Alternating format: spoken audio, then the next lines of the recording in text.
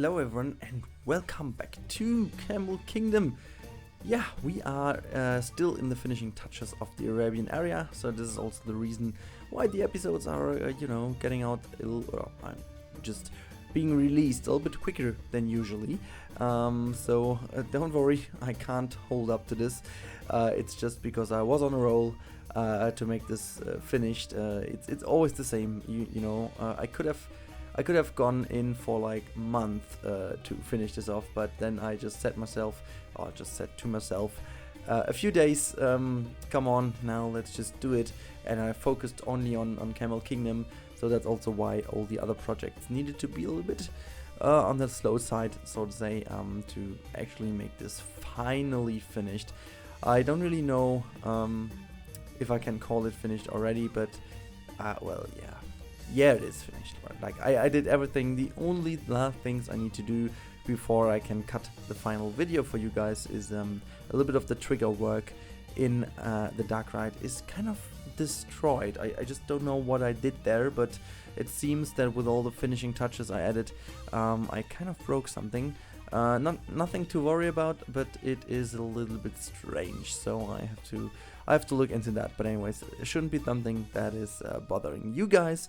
All that bothers you guys should be if you are happy with this area, and what basically was your favorite part of the Arabian area so far. I mean, I can definitely tell that after this episode there won't be anything new apart from a little seating area which rounds off the whole area itself.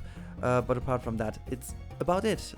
Like, we have a lot of different areas within this Arabian area. So we have the small, the cozy market area in the very front of the area. When you enter the Arabian area from the main street part of this park, you will enter the little cozy marketplace where you can buy some carpets, some spices, some weird scorpion foods things, whatever.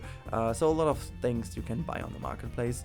Then we definitely have this area which I'm working on right now, the little flat ride. It is more or less like the little connection piece of the whole area, which leads towards the Darkride entrance, which is basically on top of the actual entrance way from the flat ride. We have the flat ride itself, which is a little bit of, it's more like a little hero of the more open plaza we have. So we have the very narrow market plaza, and then we have the bigger, more open plaza at the exit area of the flat ride, the dark ride, which we'll come to at the end of this episode. But also we do have the dark ride itself, which can be considered as a whole area itself, because it's basically as big as the whole Arabian area, just underneath the mountain, or underneath the terrain I should say. It's not actually the mountain. And then we also have the Noria area, or Noria, I don't even know how to pronounce that correctly, but yeah, the big water wheel section of this area. And of course we have the coaster itself, but I think we can't really say that it is an whole area. It's just the coaster part of the Darkride. But anyways, it is definitely finished now, so I would like really to hear your opinion. What's your favorite part so far of this area?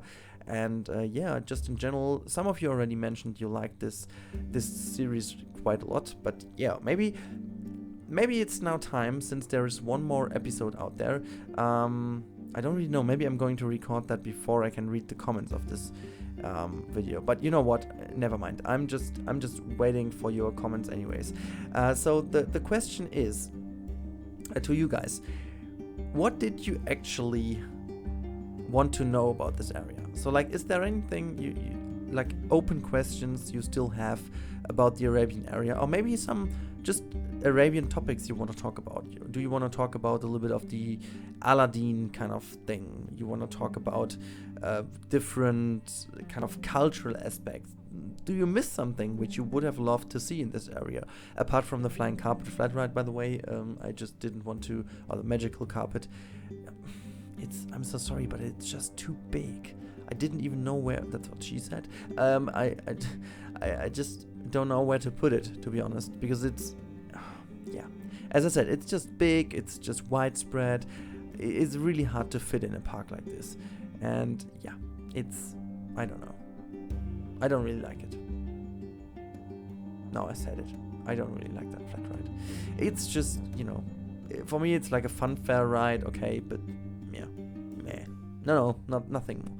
It's just about that. But anyways, now let's get into a building I really love, I have to say. This is something I wanted to do the whole time in this area. Completely honest with you, this has been planned from the beginning of the Darkride itself. You will already, if you want to have a proof, just go back to the episode where I make the basic building. You can see that I'm already reserving some space for this very building over here, which is nothing more but also nothing less than a little souvenir shop at the exit of the Darkride.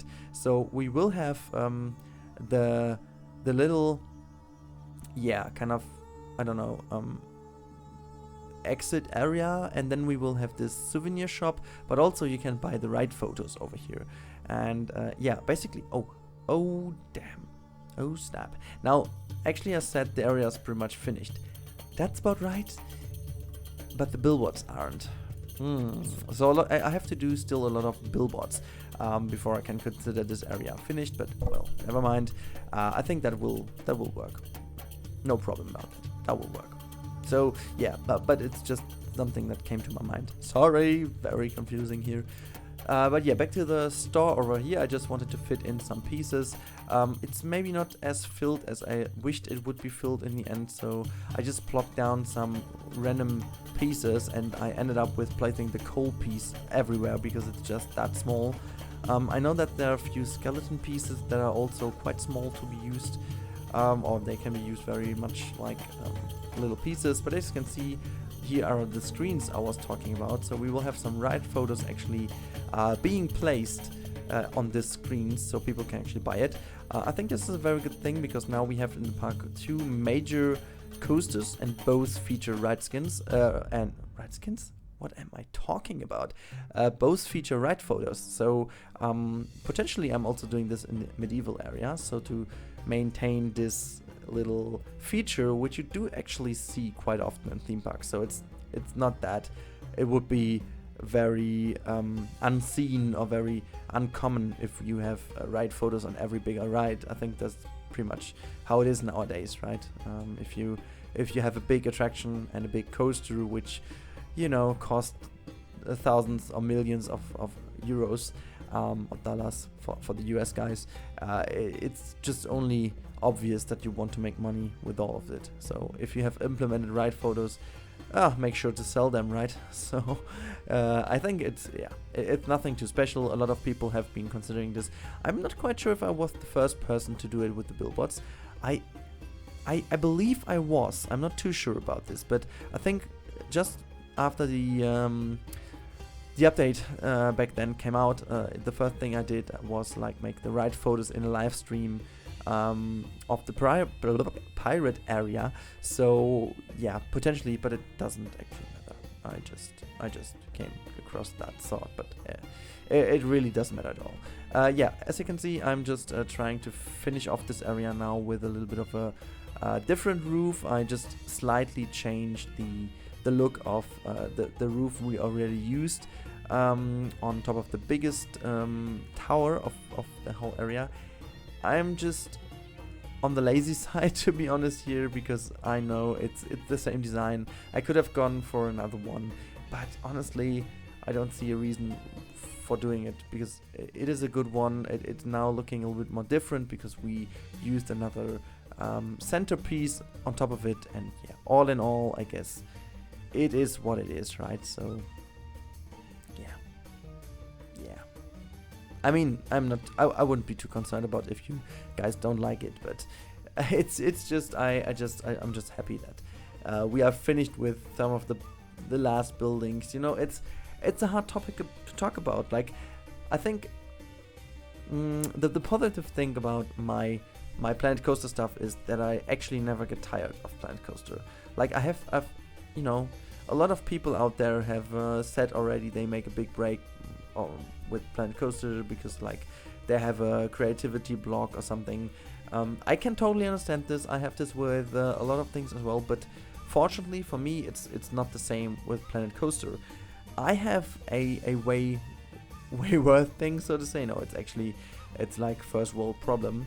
But for me, it's like I have too many ideas. I have like I can start with an area, and I can do at least at max 2 or 3 episodes before I slowly start to have new ideas, just out of the memory or just out of the experience I have with the new area. So building Arabian styled architecture puts you into a position where you actually start to think about the way you use pieces in this kind of theme, and then you just encounter new ways to use scenery.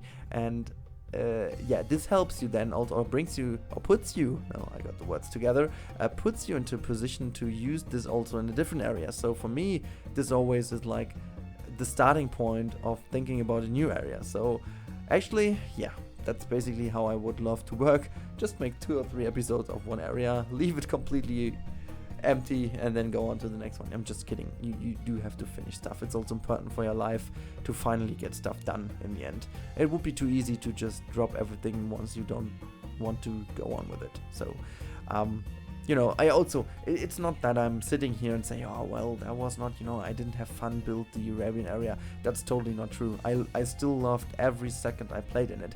It's just that I would have loved to play in another area even more, if that makes any sense. But yeah. So this is my biggest issue. So it's definitely not the creativity point. Like I could, I'm very safe to say that I could have 3 weeks off and play Planet Coaster for 8 to 10 hours a day, and I wouldn't be tired of it. If anyone out there wants to pay me that experiment, I'm totally up for it.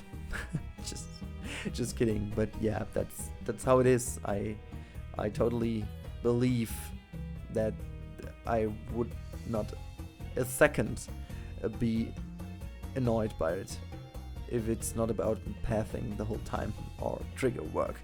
But I can decide it on my own, right? I could just leave trigger work out for 3 weeks and I should be good to go. Anyways, as you can see, we are now going into some very last aspects of the area. I wanted to make some fences to fend off the coaster a little bit, to make it kind of somewhat completely realistic in this area. I know it's not Pro Coaster level realistic, but that's not what the park should deliver. It's kind of the maximum we can go in the already very exaggerated Camel Kingdom park.